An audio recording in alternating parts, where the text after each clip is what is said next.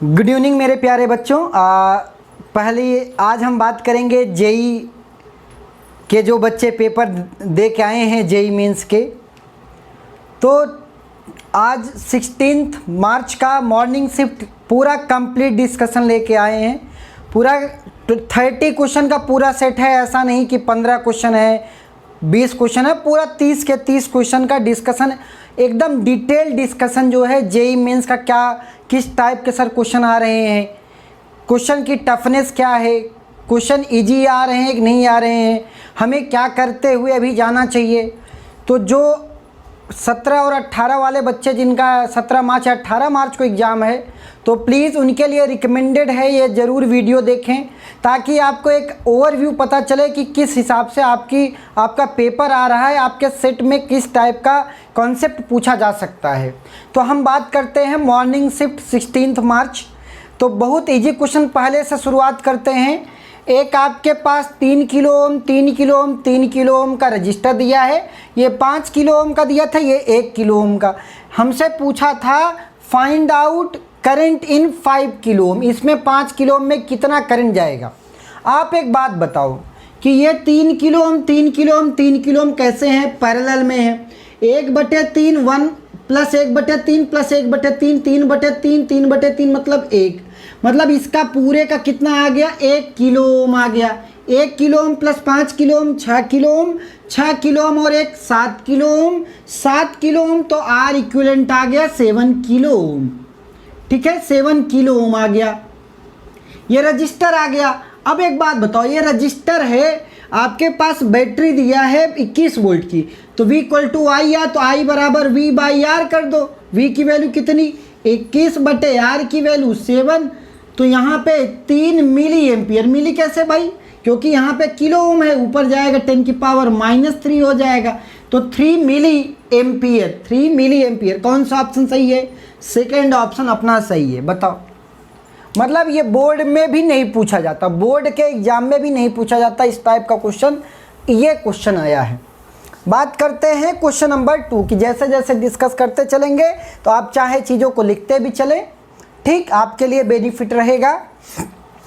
यहाँ पे question number 2 में कह रहा है V बराबर एक V का वेरिएशन दिया है, एक I में वेरिएशन दिया है, कह रहा है एरर इन रजिस्टेंस। बताओ भाई, error resistance V equal to I R. V equal to क्या पड़ा है I इंटू आर, तो डेल्टा R बाई आर, इसमें रजिस्टेंस में वेरिएशन बताना था, मतलब delta V by V multiplied by 100 plus delta I by I multiplied by 100।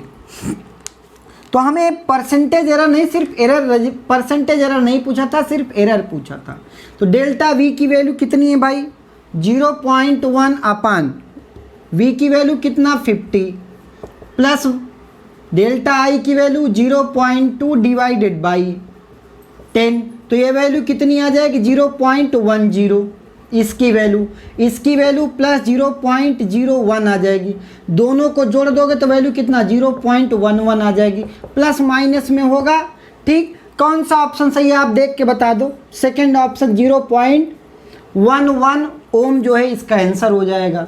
आसान है कि टफ है, आप ही डिसाइड कर लो।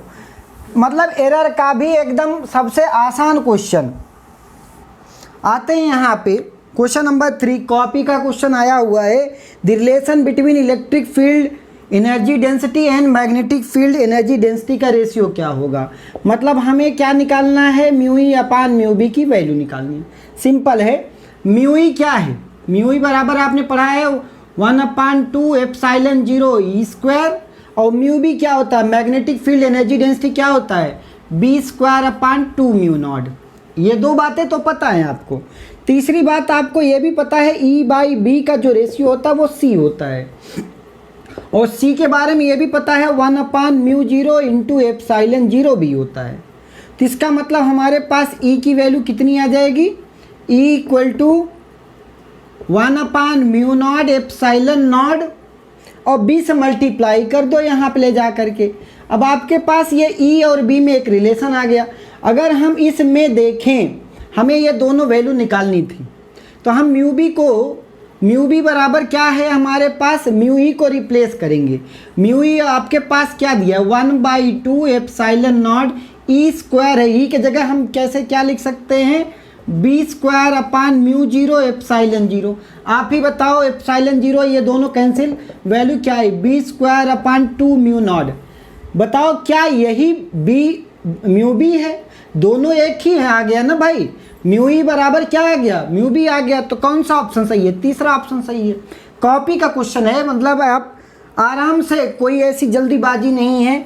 बी कूल, अच्छे से जेई फोड़ेंगे ये पक्का, मुझे विश्वास है आप सभी बच्चे जो देख रहे हैं। बात करते हैं क्वेश्चन नंबर 4 की। एकदम क्या बोला, the photoelectric effect the phenomena of stopping potential. Stopping potential क्या होता है, आप ध्यान से सुनो। स्टॉपिंग पोटेंशियल एम्पलीट्यूड पे क्या डिपेंड करता है, इंटेंसिटी डिपेंड करता है, या वेवलेंथ, या नन ऑफ दीज पे। तो स्टॉपिंग पोटेंशियल होता है ईवी नॉट। क्या होता है, ईवी नॉट। अब आपको पता है स्टॉपिंग पोटेंशियल ईवी नॉट है। आपको काइनेटिक एनर्जी के बारे में, टोटल एनर्जी जो होती है वो दो फॉर्मेट में, मतलब एच न्यू जो है वो दो पार्ट में डिवाइड होता है, एक तो वर्क फंक्शन, दूसरा स्टॉपिंग पोटेंशियल ईवी नॉट। अब एक बात बताओ, ये तो फिक्स है, तो इसका मतलब एच सी बाई लैम्डा, ये तो फिक्स है, work function is equal to, ये तो फिक्स कांस्टेंट क्वांटिटी है ईवी नॉट। किस बात पे डिपेंड किया है, तो फिक्स है, किस बात पे डिपेंड कर रहा है, लैम्डा पे डिपेंड कर रहा है। तो अपना आंसर कौन सा है, सी पार्ट। आसान है कि टफ है, आप ही डिसाइड करके आज बता दो। ठीक, तो आइए 4 क्वेश्चन का सेट हो गया। ऐसे 4 क्वेश्चन का सेट पूरा कंप्लीट डिस्कशन करेंगे, वीडियो के साथ बने। क्वेश्चन नंबर 5 क्या बोल रहा है कि आपके पास इन YDSC experiment capital D is 10 metre, small d मतलब स्लिट के बीच की दूरी, ये स्लिट और स्क्रीन के बीच की दूरी है, और बीटा दिया है इसमें कितना, 6 नैनोमीटर। वेवलेंथ ऑफ लाइट पूछा है। डायरेक्ट फार्मूला है स्लिट विड्थ का। स्लिट विड्थ बीटा क्या होता है, lambda capital D by small d। Direct formula, beta की वैल्यू क्या है आपके पास दिया है 6 mm मतलब 10⁻³ लैम्डा मुझसे पूछ रहा है, कैपिटल D दिया है 10 मीटर, और स्मॉल d की वैल्यू 1 × 10⁻³ एक बात बताओ, अगर ये मल्टीप्लाई कर लोगे तो वैल्यू कितनी आ जाएगी, 6 × 10⁻⁻6 डिवाइडेड बाई 10 कर लेंगे, डिवाइडेड बाई 10 तो ऊपर जाएगा तो -7 हो जाएगा। तो अगर इसको, चूँकि नैनोमीटर में दिया है, ये सब कहानी देखो, नैनोमीटर, आपको यूनिट भी जानना चाह रहा है कि आपको यूनिट आती है कि नहीं आती है, तो इसको नैनोमीटर में क्या हो जाएगा, 600 नैनोमीटर। तो कौन सा ऑप्शन सही हो जाएगा, अपना ऑप्शन ए सही हो जाएगा फर्स्ट। समझ में आ गया ना। तो इस टाइप का क्वेश्चन नंबर 5 था। बात करते हैं क्वेश्चन नंबर 6 की, सॉल्यूशन भी लिखते चले, आपको आसानी होगी। क्वेश्चन नंबर 6 में क्या बोला कि कैपेसिटर का क्वेश्चन है, 2 प्लेट हैं C1 C2, इसमें डाइलेक्ट्रिक कांस्टेंट K डाल दिया गया, जिसकी थिकनेस कितनी है 3D/4 दिया है, और ये दिया कि D/4 तक ये जो है फ्री स्पेस है। तो आपको पता है कि इसको मान लेते हैं C1, इसको मान लेते हैं C2। C1 बराबर ε0 A/, चूँकि ये एयर में है, बाई D की जगह है D/4, तो 4 ऊपर चला गया। ये C1 की वैल्यू, C2 की वैल्यू क्या आ जाएगी, ε0 KA/D। K क्यों, क्योंकि डाइलेक्ट्रिक कांस्टेंट K है, तो ε0 KA/D, D मतलब थिकनेस कितना दिया है 3D/4। तो ये वैल्यू आपके पास क्या आ गया, C1 आ गया, C2, ये दोनों कैसे हैं, सीरीज में है। सीरीज में C इक्विवेलेंट क्या होता है, 1/C बराबर 1/C1 प्लस 1/C2।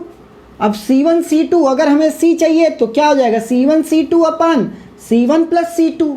अब C1 भी पता है, C2 भी पता है, तो C1 की वैल्यू कितना, 4 ε0 A/D प्लस इंटू मल्टीप्लाई कितने के साथ है, 4 ε0 KA/3D के साथ।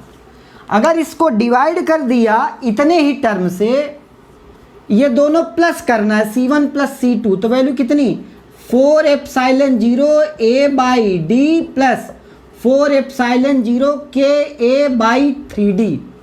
तो अगर ध्यान से देखें 4 एप्सिलॉन 0 कॉमन आ जाएगा तो ये पूरा टर्म कैंसिल आउट हो जाएगा। ये टर्म क्या बचेगा 4 epsilon 0 KA/3D divided by 1 plus ये पूरा टर्म सिर्फ कॉमन आ गया तभी ऊपर से कटा है तो 1 प्लस ये पूरा टर्म कॉमन K/3D। अच्छा D भी तो कॉमन आया होगा K 1 प्लस K/3 ओनली। ठीक है, अब अगर इसको सॉल्व करेंगे तो वैल्यू कितना 3 प्लस K/, तो यहाँ पे वैल्यू कितना, अगर आप चीज़ों को एनालाइज करें तो वैल्यू कितनी आ जाएगी epsilon 0 4 epsilon 0 KA/3D divided by 3 plus K अपान 3, तो 3 ये ऊपर चला जाएगा इसके साथ और ये यहाँ पे आ जाएगा तो वैल्यू कितनी, देखें आपको आंसर दिख रहा होगा यहाँ पे 3 प्लस K, ऐसा कोई ऑप्शन यहाँ पे भी है यहाँ पे भी, मेरे पास 1 भी हो सकता है 2 भी हो सकता है, लेकिन अब हमें C0 के टर्म्स में चाहिए था तो ये वैल्यू कितनी 3 टाइम्स ऊपर 3 से ये तो कैंसिल आउट हो गया। तो आपके पास वैल्यू क्या आई 4K, देखो ऊपर आ गया 4K K plus 3 plus K, तो वैल्यू कितना 4K अपान 3K plus 3 plus K into value क्या बची एप्सिलॉन 0 A/D बचा है। तो कौन सा ऑप्शन सही है अपना, ऑप्शन पहला सही है। सिंपल सा कॉन्सेप्ट, ये और ये दोनों सीरीज में थे तो हमने सीरीज का कॉन्सेप्ट लगाया और ये क्वेश्चन सॉल्व कर लिया। थोड़ा सा मतलब आप कैलकुलेटिव टाइप है क्वेश्चन और कुछ नहीं था इसमें, तो option first is correct. Alright मेरे प्यारे बच्चों, लॉजिक गेट का क्वेश्चन आया। अब देखो कितना आसान क्वेश्चन है। लॉजिक गेट में बोलता हूँ बार बार, आता ही आता है, सेट हर सेट में आता है। अगर ए दिया है तो यहाँ पे गया ऐसे A बार आ गया, B दिया है ये B बार यहाँ पे जा रहा है डायरेक्ट, लेकिन B बार तो जा रहा है लेकिन इसका फिर बार लगा दिया है तो यहाँ पे सिर्फ B जा रहा है और यहाँ पे सिर्फ A जा रहा है। दोनों में अंतर समझना, यहाँ से तो लिया लेकिन यहाँ फिर एक बार लगा दिया। अब यहाँ पे ऑरिंग है, यहाँ पे और प्लस नॉट, तो नॉर गेट है तो A प्लस B का होल बार तो ये दिया और ये क्या दिया A इंटू B दिया, A into B, A bar into B बार। अब इस पे भी बार लगाया है, इस पे भी बार लगाया और ये दोनों किस में फिर मिला दिए, एंड करके पूरे पे बार लगा दिया। पूरे पे बार नहीं सिर्फ एंड किया, पूरे पे बार तब लगाता जब यहाँ डब्बा मार देता। अगर आप ध्यान से देखो आपको चीज़ें दिख रही हैं, डिमॉर्गन्स थ्योरम कहता है अगर डिमॉर्गन से इसको सेपरेट करें तो A bar into B bar into A bar into B बार का होल बार। अगर आप चीज़ों को इसको C मान लें, मान लो D है ये, तो अगर ये D मानते हो तो ये क्या हो गया D बार, तो D इंटू D बार की वैल्यू क्या आ जाएगी 0 आ जाएगी। तो इसका आंसर क्या था 0 आंसर है इसका। इस वाले लॉजिक गेट का आंसर क्या है 0 है। आसान है कि टफ है भाई आप ही बता दो। लॉजिक गेट का इतना इजी क्वेश्चन आया है। बात करते हैं question number 8, 9, 10। A pendulum oscillate with time period capital T in a stationary lift, मतलब लिफ्ट रुकी हुई है तो टाइम पीरियड T है।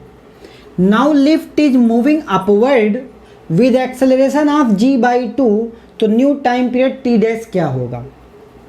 करने का तरीका क्या बताया था आपको, करने का तरीका ध्यान से देखें। करने का तरीका क्या है, आपने पढ़ा है T = 2π√L अपान G इफेक्टिव। पहले जब लिफ्ट रुकी हुई है तो T है, जब लिफ्ट मूव करने लगी तो 2π√L अपान G इफेक्टिव। मतलब अगर ऊपर जाती है तो एक्सेलरेशन बढ़ेगा तो G प्लस A, तो G प्लस G/2, तो वैल्यू कितनी आ जाएगी 3G/2। तो यहाँ पे अगर हम T डैश इसको मान लेते हैं तो वैल्यू आपके पास क्या आएगी 2π√3G, तो नीचे हो जाएगा और यहाँ पे 2 ऊपर चला जाएगा, यहाँ पे L भी है। तो एक बात बताओ कौन सा आंसर सही है। आपसे पूछा था T और T डैश में रिलेशन क्या होगा, तो T डैश बराबर 2π√L/G, तो 2/3 देखो 2/3 बाहर ले लो, √2/3 बाहर बाकी वही टी है, तो ऑप्शन कौन सा हो जाएगा? सेकंड ऑप्शन सही हो जाएगा। आसान सा क्वेश्चन था। सिर्फ आपको क्या फार्मूला याद होना चाहिए था? T equal to 2 pi under root of g effective याद होना चाहिए था, कुछ नहीं याद होना चाहिए था। अब बात करते हैं यहाँ पे, कह रहे हीट और वर्क दोनों इंटेंसिव प्रॉपर्टी है, नहीं। दोनों आपका एक्सटेंसिव प्रॉपर्टी है, नहीं। पॉइंट फंक्शन है, नहीं। कौन सा फंक्शन है? पाथ फंक्शन है। Both our path function, both our path function. तो ऑप्शन कौन सा सही है? तीसरा, बोथ आर पाथ फंक्शन। ठीक है, आते हैं यहाँ पे क्वेश्चन नंबर 10 पे। करे potential difference is of V volt is applied across a wire of resistance rho, resistivity rho, length L across a cross sectional area A. तो आर की वैल्यू क्या आता है? Rho L over A. Alright, फिर क्या बोला? If the wire is stretched so that its length becomes 2l and cross section area becomes 1/2, then find I क्या होगा? तो I की वैल्यू बतानी है। तो दूसरे में R डैश उसको चेंज कर दिया। क्या किया भाई? रजिस्टिविटी तो वही होगी, मटेरियल प्रॉपर्टी है, लेकिन लेंथ कितना कर दिया है? 2l कर दिया। Length becomes 2l and cross section area becomes half a/2। तो वैल्यू कितना? 4 रो a/a, रो l/a। तो अगर आप ध्यान से देखें तो r डैश की वैल्यू आ चुकी है आपके पास। This is becomes r dash. आपसे क्या पूछा है? i बराबर v/r डैश। तो v अपान r डैश की value rho 4 times of rho l ऊपर a आ जाएगा। तो आपके पास कौन सा ऑप्शन सही है? ये बताओ कौन सा ऑप्शन सही है? v into A by rho V L, कौन सा ऑप्शन सही है? ऑप्शन पहला ही सही है। ठीक है, तो ये भी आसान सा क्वेश्चन आया था, कोई ऐसा टफ क्वेश्चन नहीं था। आते हैं यहाँ पे EMW से 2 क्वेश्चन आए हैं। EMW से 2 क्वेश्चन, दूसरा क्वेश्चन करने जा रहे हैं। एक पहला क्वेश्चन बात कर लिए थे, अभी देखो दूसरा क्वेश्चन EMW क्या बोल रहा है? एक EMW वेव है, Y direction, positive Y direction में प्रोपोगेट कर रही है। तो आपको क्या कॉन्सेप्ट पता है? E क्रॉस B बराबर direction of wave propagation, direction of wave propagation, wave propagation ये पता है। Direction of wave propagation E cross B vector हमें बता दिया है कि एक वेव है जो कि वाई डायरेक्शन में, वाई डायरेक्शन में मतलब प्लस जे में वैल्यू आएगी, जिसमें एक बात बोला कि जो B की वैल्यू है वो क्या है? प्लस जेड में है। प्लस जेड में हमें E की वैल्यू बतानी थी। किसकी वैल्यू बतानी है? E की। अब E क्रॉस B, अब E में तो हमें पता है, E की वैल्यू हमें निकालनी है। क्रॉस वेक्टर किसके साथ? B के साथ। 8 इंटू 10 की पावर -8, -8। अब अगर ये वैल्यू है और फ्रीक्वेंसी इसमें दिया था 500 मेगाहर्ट्ज़ फ्रीक्वेंसी, तो अगर आपके पास फ्रीक्वेंसी पता है 500 मेगाहर्ट्ज़, 500 मेगाहर्ट्ज़ फ्रीक्वेंसी ये दिया है, तो यहाँ पे अगर 500 मेगाहर्ट्ज़ फ्रीक्वेंसी दिया है और आपसे जे बता दिया और ये भी वैल्यू बता दिया प्लस के कैप, तो देखो ये ऐसा यहाँ पे कौन सा वेक्टर होगा? पहले वेक्टर डिसाइड कर लो। क्या ऐसा करूँ? आई जे के, अगर के क्रॉस हमें जे चाहिए, हमें जे चाहिए, ये चाहिए, तो इसका मतलब पक्का पता है कि अगर के क्रॉस आई करूँगा तो हमें जे मिलेगा उल्टा ऐसे। लेकिन हमें यहाँ पे कुछ करना पड़ेगा। अगर आई रखता हूँ प्लस आई रखता हूँ तो आई क्रॉस के कैप, आई क्रॉस के कैप जो कि नेगेटिव मिलेगा, तो ये तो होगा नहीं, इस डायरेक्शन में चल नहीं सकते, आई क्रॉस के नहीं कर सकते। इसका मतलब क्या है कि ये माइनस अगर यहाँ पे हो जाता तो अपना काम बन जाता, ये जे आ जाता। इसका मतलब कि यहाँ पे जो ये वैल्यू चलेगी वो माइनस आई कैप में चलेगी। चूँकि ऐसे करूँगा कि अगर पॉजिटिव आई क्रॉस के करूँगा तो ये तो मिलेगा नहीं, माइनस जे मिलेगा। लेकिन हमें इधर जाना है, ये प्लस वैल्यू ले आनी है, तो यहाँ पे वैल्यू क्या करना पड़ेगा? माइनस आई, यहाँ पे के क्रॉस आई, देखें के क्रॉस आई बराबर क्या होता है? जे होता है। के क्रॉस आई बराबर जे। लेकिन बात ये है कि हमारे पास यहाँ पे के बाद में दिया है, तो इसका मतलब कि नेगेटिव इसमें इंटरचेंज करें तो यहाँ पे माइनस आना पड़ेगा। इसका मतलब कि माइनस एक्स डायरेक्शन पक्का है कि माइनस एक्स डायरेक्शन में आंसर होगा, माइनस एक्स डायरेक्शन में, जो कि इलेक्ट्रिक फील्ड होगा। अब बात यह है कि इलेक्ट्रोमैग्नेटिक वेव किसकी स्पीड चलती हैं? लाइट की स्पीड से चलती हैं। आपको पता है कि E/B का रेशियो जो होता है वो C होता है। हमें E पूछा था तो E बराबर B इंटू C, 3 इंटू 10⁸। अगर यहाँ पे देखें तो वैल्यू 8 इंटू 10 की power -10 into speed of light C होती है। कितना? 9 इंटू 3 इंटू 10⁸। तो ये तो कैंसिल होगा, 8 3 24 हो जाएगा आंसर। ये सिर्फ बहकाने के लिए दिया था, ऐसे समझे, बहकाने के लिए दिया था, इसका कोई काम नहीं था। तो कौन सा ऑप्शन सही है? ऑप्शन ए अपना सही है, 24 अलोंग माइनस एक्स डायरेक्शन। तो ये भी आसान सा क्वेश्चन आया है, कॉपी का क्वेश्चन है। तो अगर आपका बेसिक बढ़िया है, बेसिक में ये क्वेश्चन सारे उड़ेंगे, ऐसा कोई डेप्थ इन डेप्थ कॉन्सेप्ट जरूरत नहीं है। याद रखना, अगर बेसिक फार्मूले आपको पता है, आपको लॉजिकल सारी चीज़ें पता हैं, तो आप इजीली पेपर सॉल्व करते हुए निकलते चले जाओगे 1-1 मिनट में क्वेश्चन। ठीक है, तो आप बात करते हैं 4 क्वेश्चन का सेट, 12 13 14 15 करते हैं क्वेश्चन नंबर 12 की। क्वेश्चन नंबर 12 में क्या आया है कि इसके अबाउट, इस एक्सिस के अबाउट मोमेंट ऑफ इनर्शिया निकालना था। इस एक्सिस के अबाउट क्या निकालना है? मोमेंट ऑफ इनर्शिया इस एक्सिस के अबाउट। अगर इस एक्सिस के अबाउट देखें तो ये वैल्यू कितनी आपके पास है? अगर ये स्क्वायर है, लेंथ L है, तो L/√2, तो ये हो गया। इसका मास का मोमेंट ऑफ इनर्शिया 0 हो जाएगा। अब इन दोनों का होगा, वो भी इक्वल दूरी पे होंगे, तो वैल्यू कितना? m इंटू L/√2 का होल स्क्वायर इंटू 2 टाइम्स क्यों? क्योंकि ये भी इसके अबाउट है, ये भी इसके अबाउट, प्लस m इंटू ये दूरी कितनी? L√2 का होल स्क्वायर। L√2 का होल स्क्वायर मतलब 2L। ये वैल्यू कितनी आ जाएगी? यहाँ पे देखें, अगर इसको सॉल्व करेंगे तो आपके पास वैल्यू देखें क्या आ जाएगी। यहाँ पे 2 कैंसिल, तो यहाँ क्या आएगा? ml² प्लस यहाँ पे 2ml², तो वैल्यू कितनी आ जाएगी? 3ml²। Which option is correct? Option third is correct. तो ये भी आसान सा क्वेश्चन था मोमेंट ऑफ इनर्शिया का, mr²। बेसिक कॉन्सेप्ट क्या था? mr² where r is the perpendicular distance from the axis of rotation, यहाँ पे बात करते हैं। क्वेश्चन नंबर 13 में क्या आया है? बोला इसमें ये कि एक्सेलरेशन बताओ। क्या बताओ? एक्सेलरेशन। तो यहाँ पे देखो F, अगर ऐसे फोर्स लगा है तो F cos थीटा, ये वाला F sin थीटा, mg लगेगा नीचे और नॉर्मल लगेगा ऊपर। अगर इधर चल रहा है तो एक्सेलरेशन F नेट बराबर ma।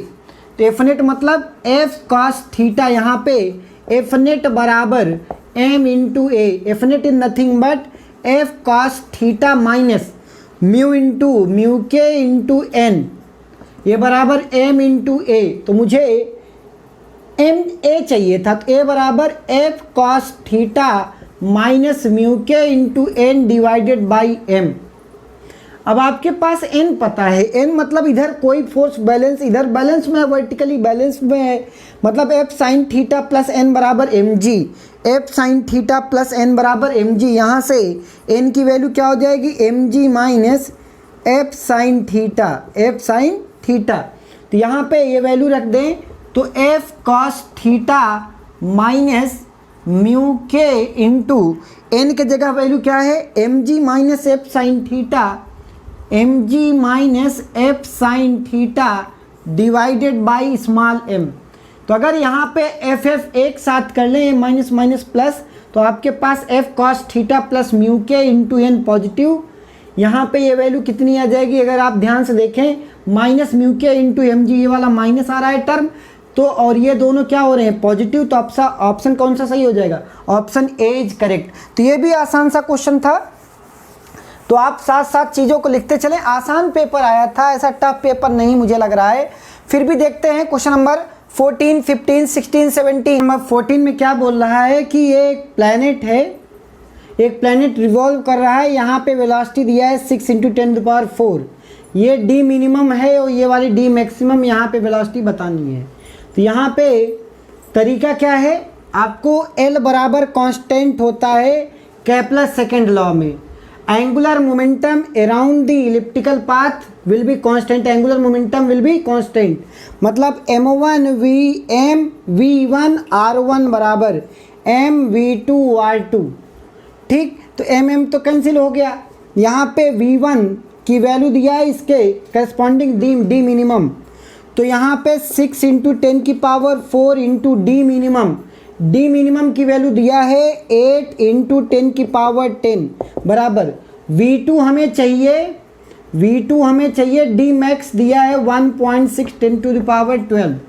Which option is correct? अगर हम v2 की वैल्यू का बात करें तो 10 की पावर 12 और यहाँ पे 10, यहाँ पे 2, तो ये वैल्यू कितनी 10 की पावर 2, मतलब 600, ये वैल्यू कितनी आ गई 600 मल्टीप्लाइड बाई 8 डिवाइडेड बाई 1.6, तो यहाँ पे 8 के 8 0.2, तो यहाँ पे 3000, तो आंसर कौन सा ऑप्शन सही है अपना 300 है। कितना है यहाँ पे फाइनली पूछा है कि इसका ये वैल्यू कितनी आएगी, तो आंसर कितना आ रहा है अपना, this is how much 3000 metre per second, इसकी वैल्यू कितनी आ जाएगी 3000 metre per second, option A is correct. तो यहाँ पे एंगुलर मोमेंटम था वो कंजर्व था, m1 v1 d1 is equal to m2 v2 d2। ठीक, अब यहाँ पे कम्युनिकेशन सिस्टम से एक क्वेश्चन आया है, हाइट ऑफ टावर पूछ रहा है 75, हाइट ऑफ टावर 75 मीटर दिया है, हाइट ऑफ एंटीना 50 मीटर, बोला वेवलेंथ क्या होगा। आपको पता होगा height of tower equal to λ/4, h बराबर λ/4, तो लैम्डा बराबर यहाँ पे देखें height of antenna basically h होता है, हाइट ऑफ एंटीना कितना दिया है 25 बराबर λ/4, तो लैम्डा बराबर कितना हो गया 100, तो आंसर कौन सा सही है अपना option third is correct 100 metre. ठीक है, क्वेश्चन नंबर 15 देखो, ये भी डायरेक्ट आपका हाइट ऑफ एंटीना बराबर फार्मूला क्या है λ/4, इस पे डायरेक्ट फार्मूला पे क्वेश्चन आया है। ठीक है, अब यहाँ पे क्वेश्चन ये भी पूछा है कि a body is moving in horizontal circular groups with time period of 40 second, time period दिया है 40 सेकेंड है, ऑल राइट। फिर if the radius of rotation दिया है कितना 20 centimetre, mass of the body m दिया है कितना 200 ग्राम दिया है, find normal reaction of the body of side wall, तो ऐसे माने कि ये सर्कुलर मोशन कर रहा है तो mr⍵² यही नॉर्मल रिएक्शन होगा। अब m की वैल्यू 200 ग्राम मतलब 0.2, r मतलब 0.2 इंटू ओमेगा मतलब 2π/t, तो 2π/t के जगह पे 40 सेकेंड का होल स्क्वायर, ये वैल्यू कितना 0.04, यहाँ पे 4π² अपान ये वैल्यू कितना 1600, ऑलराइट। अब यहाँ पे पूछा है, अच्छा आंसर भी π² के ही टर्म्स में दिया है, तो 10 की पावर यहाँ पे वैल्यू कितनी है, यहाँ आप देखें 4 1 के 4, 4 चौक 16, ये 100 हो गया 400, ये कितना हो जाएगा आपके पास, यहाँ पे देखें तो ये वैल्यू 1 तो 4, ये 100 400 0.04 into π² divided by value 400, 4 into 10 की पावर -10 पावर +2, और ऊपर क्या है 10 की पावर -2, 4 इंटू 10 की पावर -2, ये दोनों कैंसिल आउट, तो अपना आंसर क्या आ रहा है, दिस इज 400, यहाँ पे 4 इंटू 10 की पावर -2, ऑल राइट 1604, ठीक है 400 मतलब ठीक है, ऑल राइट, ये वैल्यू 10 की पावर -2, यहाँ पे 10 पावर -2 -4 इंटू π² ये आएगा। अब इसमें ऑप्शन चेक करें तो हमारे पास ऐसा कोई ऑप्शन स्लाइटली मिस्टेक, यहाँ पे 20 सेकेंड दिया है, 40 सेकेंड नहीं 20 सेकेंड है, तो ये 20 का स्क्वायर होगा, तो ये 20 का स्क्वायर 400, तो यहाँ पे 100 ये बचेगा, ये वैल्यू कितनी 100 आ जाएगी, ऑल राइट। तो यहाँ पे अगर 100 हो गया तो 10 की पावर -10 पावर +2, ऊपर जाएगा 10 की पावर -2, ऑल राइट। यहाँ पे अब ये वैल्यू कितनी आ जाएगी 4 इंटू 10⁻²। एक बार रिकनेक्ट करते हैं यहाँ पे थोड़ा सोल्यूशन में। ये वैल्यू कितनी 0.04, 0.2 इंटू 0.2। यहाँ पे ये वैल्यू कितना 4π² इंटू 20 मतलब 400। तो ये वैल्यू कितनी आ जाएगी आपके पास 100 हो जाएगी। 100 मतलब 10⁻², 10⁻² ऊपर गया 0.04, तो 4 इंटू 10⁻² इंटू π²। ये आपके पास आंसर आ रहा है। इसमें से जो ऑप्शन की वैल्यू 3.14, अगर यहाँ पे ये 10 ये वैल्यू कितनी आ जाएगी, ये सब कैंसिल आउट होगा। तो यहाँ पे जो इसका ऑर्डर आएगा वो 10⁻³ होगा। चूँकि π² की वैल्यू रखेंगे तो 10 पॉइंट के आसपास आएगा, तो एक पावर ये माइनस कैंसिल हो जाएगा। तो इसका जो ऑर्डर आएगा ये वैल्यू कितनी 10⁻³ के अराउंड होगा। ठीक है, तो इस तरीके से क्वेश्चन नंबर 16 था। अब बहुत सारे क्वेश्चंस ऐसे हैं जो कि मतलब बहुत आसान पूछे गए थे। तो 17, 18, 19, 20, 17 बोल रहा है कि a series of LCR circuit operated at resonance frequency. Resonance frequency बता दिया, मतलब XL बराबर XC ये बता दिया कंडीशन। और V मैक्स की वैल्यू दिया 250 वोल्ट, R की value 8 ohm. Find the power output पूछा एक्रॉस रेजिस्टेंस। तो पावर आउटपुट एक्रॉस रेजिस्टेंस क्या हो जाएगा V²/R, मतलब 250 इंटू 250 डिवाइडेड बाई 8। तो इसका आंसर क्या आ जाएगा 3906। इतना वाट इसकी पावर थी। ये सिंपल सा क्वेश्चन था AC का, अल्टरनेटिंग करंट का, क्वेश्चन नंबर 17। क्वेश्चन नंबर 18 में क्या बोला है कि uniform circular disc of mass 2 kg, radius 0.2 metre, F दिया है और ये दिया है ओमेगा दिया है। ठीक, फाइनल वेलोसिटी यहाँ पे पूछ रहा है, नंबर ऑफ रोटेशन पूछ रहा है, थीटा पूछ रहा है कि कितना थीटा होगा। तो यहाँ पे अगर टाउ बराबर देखें तो F इंटू आर, टॉर्क अगर यहाँ पे फोर्स लग रहा है तो इसके बाद टॉर्क लगेगा। टॉर्क की वैल्यू कितना F into R divided by moment of inertia of disc दिया है। डिस्क मतलब mr²/2, तो वैल्यू कितना R कैंसिल हो गया, 2F divided by m into are.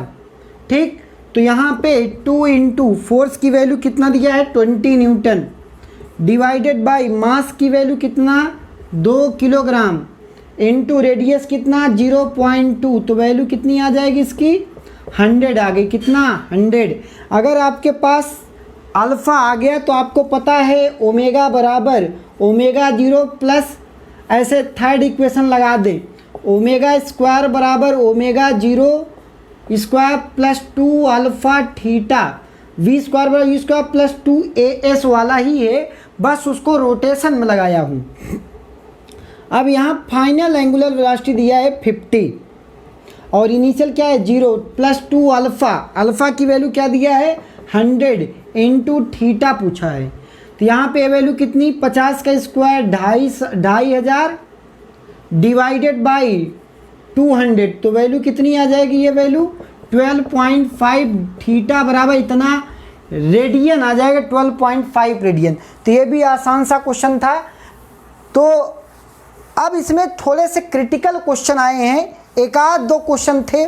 For example अगर बोलें कि एक गैसियस मिक्सचर है, 16 ग्राम ऑक्सीजन, 28 ग्राम नाइट्रोजन, 44 ग्राम CO2, तो पूछा पी ऑफ मिक्सचर क्या होगा। तो ये सारे ऑप्शन दिए थे, तो सबका N1 पहले निकाल लो। Given mass upon molecular mass, given mass कितना 16/32, तो N की वैल्यू कितनी 1/2, N1 कितना नंबर ऑफ मोल ऑफ 28, 28/28, तो वैल्यू कितनी 1 मोल। फिर N3 निकाल लो, CO2 वाला कितना 44 ग्राम, तो 44/44 वैल्यू कितनी 1 मोल, तो टोटल कितना आ गया 5/2 मोल। अब PV बराबर क्या होता है nRT, PV बराबर nRT, लेकिन N किसका रखेंगे मिक्सचर का N रखेंगे। तो आपसे P की वैल्यू पूछा था, प्रेशर की वैल्यू, तो 5/5/2 RT/V, तो ऐसा कौन सा ऑप्शन है ऑप्शन नंबर सेकेंड। तो बात करते हैं 20, 21, 22, 23, 24। तो ये भी आसान सा क्वेश्चन था, थोड़ा सा ट्रिकी था कि अगर आपको पी ऑफ मिक्सचर का कॉन्सेप्ट नहीं आता तो आप नहीं कर सकते थे। ठीक है, तो अब बात करते हैं क्वेश्चन नंबर 20, 21, 22। क्वेश्चन नंबर 20 में मेरे प्यारे बच्चों बोला है कि जेनर से कितनी करंट जाएगी, जेनर डायोड से कितनी करंट जाएगी। सेमीकंडक्टर का क्वेश्चन था। यहाँ पे दिया है 35 ओम, यहाँ पे 90 ओम, यहाँ पे 22 वोल्ट, यहाँ 15 वोल्ट। तो यहाँ पे मुझे दिख रहा है कि ये 22 है, ये 15 है। तो यहाँ से कितनी करंट चलेगी, ये पॉजिटिव है, ये नेगेटिव है। ठीक, ये नेगेटिव, ये पॉजिटिव। तो ये 22 माइनस 15 मतलब यहाँ पे जो वोल्टेज ड्रॉप इसके क्रॉस है वो कितने का है, 7 वोल्ट का। अगर वोल्टेज ड्रॉप इसके साथ क्रॉस है तो आई बराबर इसमें कितना आई जाएगी, आई बराबर V बाई आर। तो V की वैल्यू 7/35। तो इसकी वैल्यू 1/5 करंट इसमें चली गई, 1/5 एम्पियर करंट। अब ध्यान समझिएगा, इसमें कितना आएगा, यहाँ पे वोल्टेज कितना है आपके पास, यहाँ पे वोल्टेज है इसके क्रॉस ही, जितना वोल्टेज इसमें होता वही इसमें, और एक्सेस जो होगा तो इसमें से जाएगा। तो इसमें से अभी कितना जा रहा है, 15। तो इसमें से 15 है, तो इसमें अगर 15 जा रहा है तो इसमें से करंट कितना जाएगी, V/R2। तो 1/6 तो करंट इसमें से गई। तो बाकी अगर 1/5 यहाँ पे आ रही है तो यहाँ जा रही है 1/6। तो यहाँ पे कितना गई होगी, 1/5 माइनस 1/6। तो वैल्यू कितना, 1/30 कहाँ से गई होगी, ये वही करंट है जो जेनर से पास होगी, ये वही करंट है जो जेनर से पास होगी। क्वेश्चन नंबर 20, इसको लिखते भी चलेंगे कॉपी पे, और इम्पॉर्टेंट कॉन्सेप्ट क्योंकि कई बार रिपीट हो रहे हैं क्वेश्चन। तो यहाँ पे देखें, ये सिंपल बताया था, मिनिमम एंगल ऑफ डेविएशन तब होता है जब आई एंगल ऑफ इंसिडेंस और ई बराबर होते हैं। और इसमें पूछा था आई ई के बराबर होता है, R1 R2 के बराबर होता है, और वो क्या किसके बराबर है, ए इक्वल टू, याद होगा एंगल ऑफ प्रिज्म बराबर R1 प्लस R2, ये दोनों इक्वल हैं। तो 2R बराबर ए होता था। तो यहाँ पे 4 ऑप्शन दिए थे, तो एक तो पहला ये सही है। दूसरा बेलब बोला कि BC शुड बी बेस, इसका बेस के पैरेलल होना चाहिए, बिल्कुल नहीं होना चाहिए, ऐसा कोई कंडीशन नहीं है। क्या आई 2E के बराबर होगा, नहीं। क्या बोला कि आई और ई सिमेट्रिक होना चाहिए, नहीं, बिल्कुल नहीं होना चाहिए। तो कौन सा ऑप्शन सही था, सिर्फ आई और ई बराबर होना चाहिए। Angle of emergence should be equal to angle of incidence. तो इसमें ये पूछा था। यहाँ पे एक चीज़ पूछा है, vernier scale has main scale division, कौन सा पॉइंट P पे मैग्नेटिक फील्ड की वैल्यू दिया था। तो क्या दिया है, 0.4 10 की पावर -4, म्यू नॉट की वैल्यू क्या है, 4 पाई 10 की पावर -7, म्यू नॉट की वैल्यू अपान 4 पाई। यहाँ पे 2 इंटू एम पूछा था मैग्नेटिक मोमेंट, इंटू आर की वैल्यू मतलब यहाँ से यहाँ तक ये दूरी, आर की वैल्यू क्या हो जाएगी, 18 सेंटीमीटर है। तो 18 मतलब 18 इंटू 10 की पावर -2 ये सेंटीमीटर में है, divided by R square, centimetre में ही सब कर लें। तो यहाँ पे ये वैल्यू अगर हम करते हैं तो 324 18 इंटू 18, ठीक, इंटू 10 की पावर -4 तो जाएगा ही बाहर, माइनस L की वैल्यू कितना, L/2 मतलब 7 यहाँ पे 70, L मतलब लेंथ 14 आ गई, L स्क्वायर बाई 4। तो यहाँ पे L स्क्वायर, L की वैल्यू 14/4, 14 इंटू 14। तो यहाँ पे बोली 14 इंटू 14 डिवाइडेड बाई 4 का होल स्क्वायर, 10 की पावर वैल्यू क्या है, -4 बाहर ले लेंगे। तो अगर यहाँ से m निकालेंगे तो m की वैल्यू डायरेक्ट आएगी 0.84। इसको सॉल्व कर लीजिएगा। बात करते हैं ग्राफ बेस्ड क्वेश्चन आया था एक, कि वेलोसिटी वर्सेस टाइम का, वेलोसिटी वर्सेस डिस्प्लेसमेंट ग्राफ दिया था कि अगर Vx ग्राफ ये है तो एक्सेलरेशन और x का ग्राफ क्या होगा। तो मुझे पता है कि वेलोसिटी इंक्रीज कर रही है, मतलब एक्सेलरेशन यहाँ पे अगर वेलोसिटी बढ़ रही है इसका मतलब क्या होगा, वेलोसिटी बढ़ेगी। तो अगर मतलब एक्सेलरेशन की वैल्यू क्या होगी, एक्सेलरेशन की वैल्यू मतलब क्या हो जाएगी, अगर वेलोसिटी बढ़ेगी तो एक्सेलरेशन भी इंक्रीज होगा, तो एक्सेलरेशन भी इंक्रीज हो रहा है। यहाँ के बाद वेलोसिटी कांस्टेंट हो गई। वेलोसिटी जैसे ही कांस्टेंट हुई मतलब ए बराबर आपने क्या पढ़ा है, अगर ए बराबर क्या पढ़ा है, V D V over D X के फॉर्मेट में। अगर D V over D X अगर बढ़ रहा है इसका मतलब ये बढ़ रहा है, ये इंक्रीज हो रहा है। और जैसे ही ये D V over D X क्या हुआ, कांस्टेंट हुआ, ये वैल्यू कांस्टेंट का डिफरेंशिएशन 0, वैसे ही एक्सेलरेशन क्या हो जाएगा, 0 हो जाएगा। तो इसमें तो एक तो ये ऐसे कर्व दिया था और एक स्ट्रेट कर्व दिया था, तो स्ट्रेट कर्व वाला होगा, ये कर्व वाला नहीं होगा। ठीक, तो ऑप्शन ए जो है वो सही है अपना। ठीक है, अब बात करते हैं क्वेश्चन नंबर 25 की।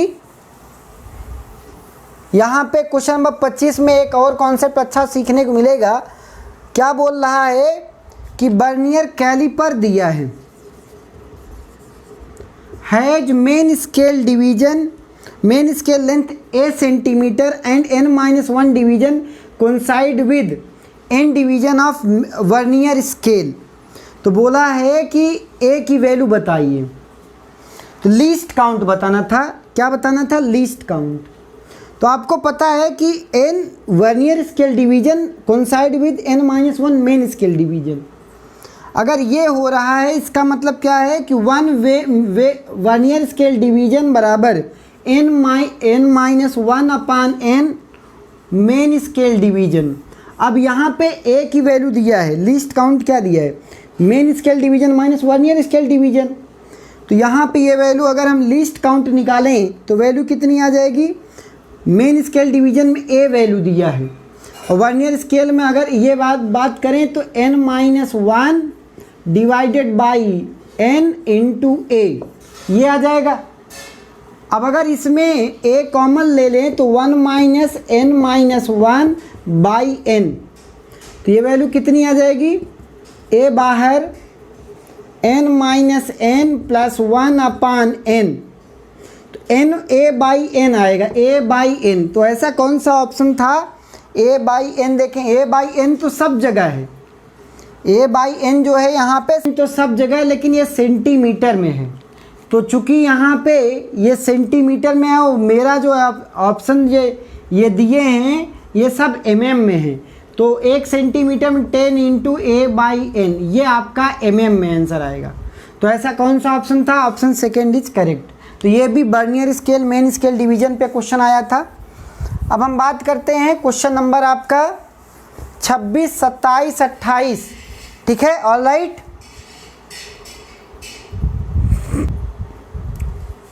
क्वेश्चन नंबर 26 में कह रहा है λ1, λ2, λ3 आदि wavelength of first, second and third line of Balmer series.